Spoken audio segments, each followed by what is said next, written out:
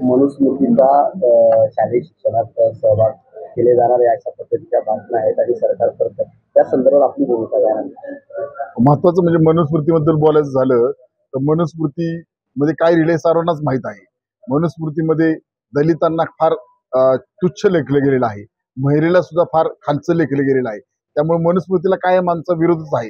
आम्ही स्वतः आंबेडकरवादी विचाराचे आहेत।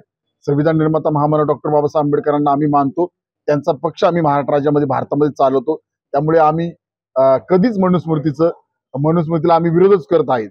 आणि जो शालेय अभ्यासक्रमाचा आराखडा SCERT ने जो आखलेला आहे असं समजते, परंतु या आराखड्यामध्ये आम्ही तत्काळ मागणी केली की माननीय मुख्यमंत्री साहेब, आम्ही या आराखड्याला विरोध करत आहे आणि तत्काळ हा आराखडा मागे घेण्यात यावा। आणि आमच्या माहितीनुसार हा आराखडा मागे घेण्यात येत आहे असं समजत आहे आम्हाला, परंतु कोणत्याही परिस्थितीमध्ये आम्ही हे खपवून घेणार नाही। आणि यापुढे आम्ही जाऊन सांगतो की मनुस्मृतीमध्ये जे लिखाण केलेलं आहे मनूनी, याचा विरोध तर कायम आम्ही करतच आहोत, प्रश्नच नाही। अवघ्या काही दिवसांपासून येऊन घेतलेले आहे आणि विधानसभेच्या जागांचा सुद्धा आता चर्चा सुरू झालेली आहे। कसं बघतात निकालांकडे आणि राज्यात दुष्काळाची परिस्थिती असताना आचारसंहिता शिथिल होत नाही होते?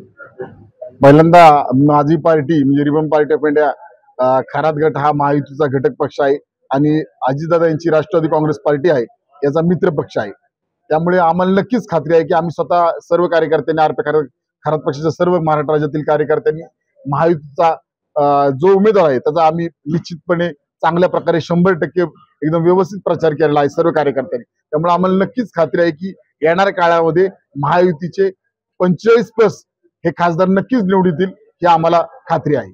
आणि आपण जो प्रश्न विचारला आचारसंहितेचा, नक्कीच मला माझ्या माहितीनुसार कालच ही बातमी आली की दुष्काळामुळे काही कारणामुळे आचारसंहिता लवकरच शिथिल होईल असा एक अंदाज आहे आणि ते काम निवडणूक लवकरच करेल।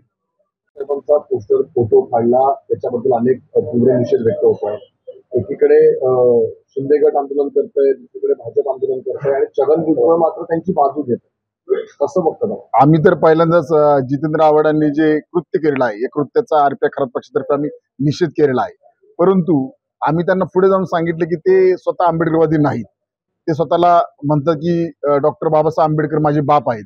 जर बाप असतील बाबासाहेब आंबेडकर तर बापाचा फोटो फाडला कसा, हा आमचा प्रश्न आहे। तुम्ही काळजी घ्यायला पाहिजे होती ना, आपण बापाची कधीच फोटो फाडू शकत नाही, काळजी का नाही घेतली त्यांनी, याचा अर्थ ते स्वतः मनुवादी आहेत, हा आमचा स्पष्ट आरोप आहे।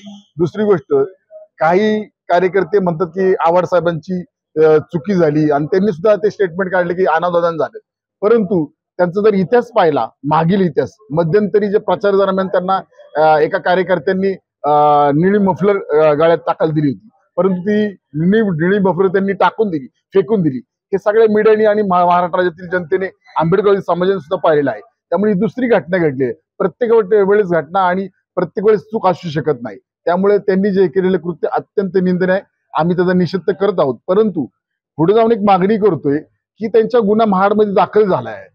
महाडमध्ये गुन्हा दाखल झाला असताना 2 दिवस उलटून गेले तरी अजूनपर्यंत त्यांना अटक नाही। माननीय उपमुख्यमंत्री फडणवीस साहेबांना आम्ही RPI खरात पक्षातर्फे मागणी करतोय की फक्त गुन्हा दाखल नको, तात्काळ त्यांना अटक करा, तात्काळ त्यांची जागा त्यांना दाखवून द्या। हे कृत्य अत्यंत निंदनीय आहे, त्यामुळे लवकरात लवकर अटक करा, अन्यथा आम्हाला सुद्धा वेगळं पाऊल उचलावं लागेल। ABP माझा, उघडा डोळे बघा नीट।